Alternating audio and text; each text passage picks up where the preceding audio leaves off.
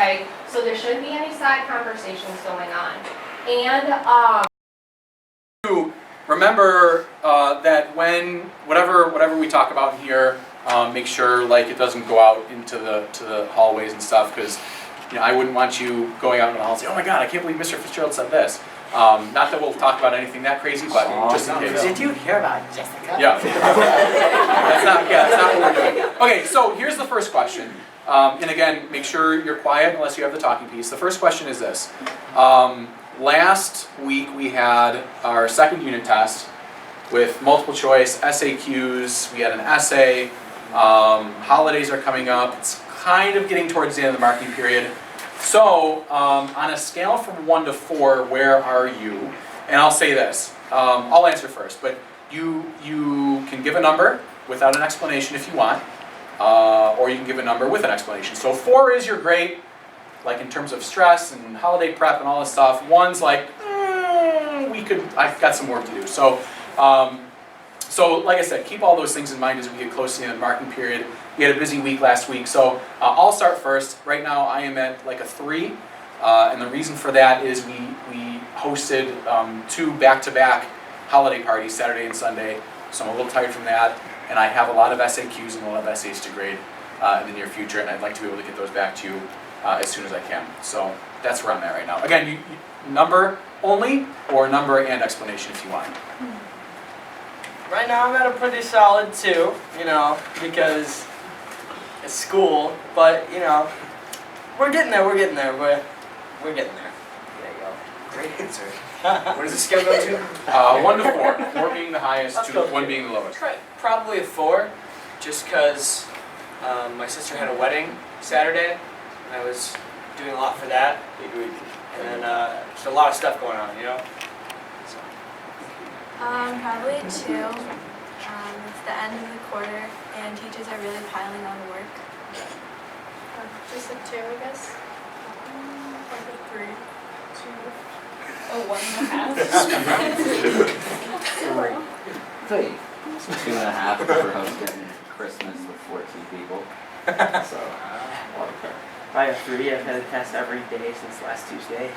Great. 1. I am at a 1.5. The only thing keeping me going is like my freaking bed. So yeah. I'm jumping 3. 2.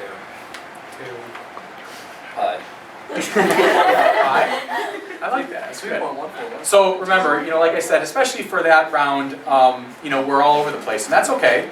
As long as we're not, walking out in the hall and saying, "Oh my God, I can't believe someone was a pie or a 1." Or okay? All right. So the second round is kind of has to do with what we've been talking about. Last week or 2 weeks ago, like I said, we were talking about the Protestant Reformation, huge change. We're talking about Copernicus, Galileo, scientific change. So the question that I want us to think about going around this time is, what, in your opinion, this is all opinion, not like you don't need to reference anything from any textbook or anything like that, but what in your mind is a driving factor? Like what motivates people to want to make these big social changes? Like I said, whether it was the Protestant Reformation or scientific revolution, or even, and this could be like modern day stuff, like right off the top of my head, the person of the year. Do you know the person of the year? Greta Thunberg. Yes. Right. So wherever you stand on her, right? There was something that motivated her to try to make large-scale change. So that is my question to you. Actually, 2-part. So 1, what motivates people to try to make these big, huge changes? Or 2, you can answer this in the door. Or what are challenges to those changes? All right. So either what motivates people to make those changes, big societal changes, or what challenges are there? So I'll go first. And I'll first go with challenges, I think. And so for challenges to, what motivates people for societal change, I'm going to say just traditional, old school thinking, and people just hung up on traditions. And it could be traditions about anything. I mean, you can talk about either religious tradition or, like the NFL playoff structure. Or college football, because things are the way they have been for so long that people are hesitant, in my opinion, to make those changes. because they're just so used to the past traditions. So that's my answer. So again, either what motivates people to want to make change, or what are challenges to change. I think what motivates people is either peer pressure or greed, considering the fact that they either are pressured into making these changes, say, like by the higher ups, or they're trying to increase their self-worth either in their eyes or the eyes of others. So yeah, either peer pressure or greed. I would say that the reason people make change. That's the question. Yeah, what motivates societal change? Right.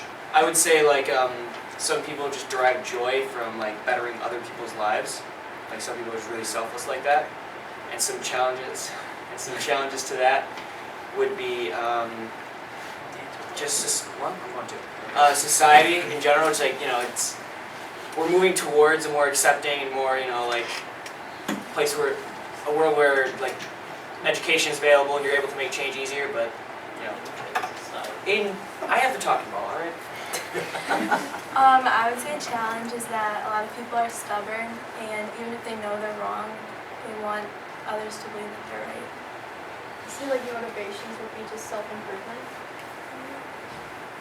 Well, more so like today than in history, but I think there's like a lot of like rules and guidelines in place, and like there's a lot of hoops that people have to go through now to like make large-scale changes, so it's hard to reform like huge things at once. The general, like when making change, I think just general discourse has really burned it out and like wanting to like get back to what you wanted. Moving off that, I think that unhappiness is a motivation for change.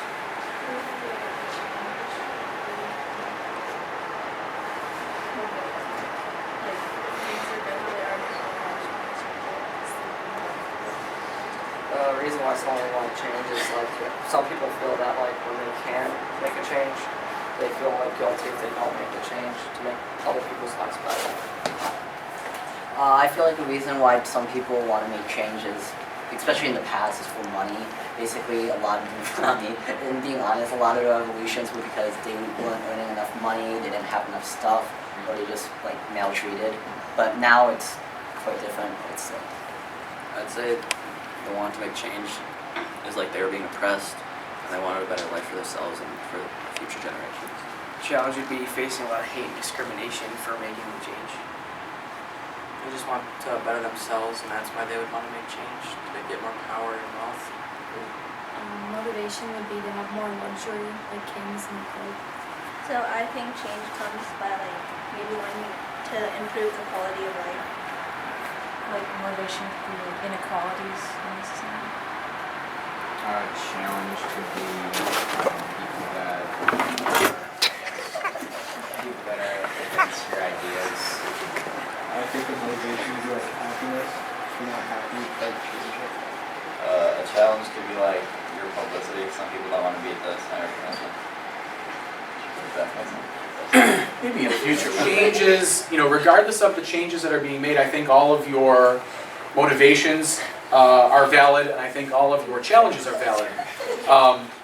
When you guys were looking at some of your, now going back to the chart that you were working on, what were some of the changes that your Enlightenment thinkers were looking for? And this is, aside from the, you don't need the talking piece, we can just kind of speak freely. So for some of the Enlightenment thinkers that you were looking at, what were some of the changes that they were hoping for? And if you have a name, great. If not, whatever, that's okay. Thomas Jefferson wanted a direct democracy. Okay. Good. Yeah, let's just talk about like what they want, and then we'll talk about challenges to those later. Separation of religious and political power. Okay. Individual freedom. More individual freedom. Okay, good. Other changes. Like a limited government. Sure. A shift away from absolutism and limiting absolute power. Freedom of expression and thought. Okay, good. Freedom. And so these are, I think a lot of the things that we are talking about are things that we take for granted. And so we have to ask ourselves, well, how did we get to this point? Because I know somebody in the circle at some point said, what's different today, some of the challenges today are different than what they were back then. So definitely having the opportunity to speak freely, because we assumed that, but that certainly wasn't the case 300 years ago. So something had to have happened in order for us to be granted those freedoms. Other reasons for change? Gender equality, yeah. Did you guys have Wollstonecraft? Yeah, so gender equality is a good one.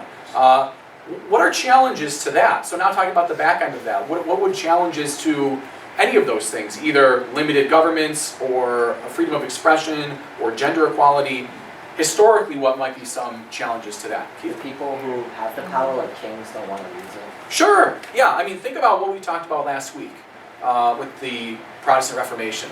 Certainly the Catholic Church is not going to want to give up the power that they have. And when it comes to governments and absolute monarchs, they're not going to want to give up the power that they have. Good. Other challenges? James? People's like personal or religious beliefs, like getting involved in politics. Are you thinking of past challenges or current challenges? All the time. Either time. Since Yeah. the time, Yeah. I think that's why when we spend time like last year talking about world belief systems, to understand that and see what motivates people and why they choose what they do, and how that could be limitations. Good. What else? For like gender equality, I think it's like tradition because for a long time it's like patriarchal, like the man was the head of the household, like he led. Like women were like below. Yeah. Would you say that's a challenge to? Yeah. Okay, good. Yeah, I would agree. That traditionally, traditional gender roles are certainly being challenged today. I think for the better. But yeah, I think because of how people have lived for so long, that it is hard to make those changes. Good. Anything else? No? Great. Nice job, everybody.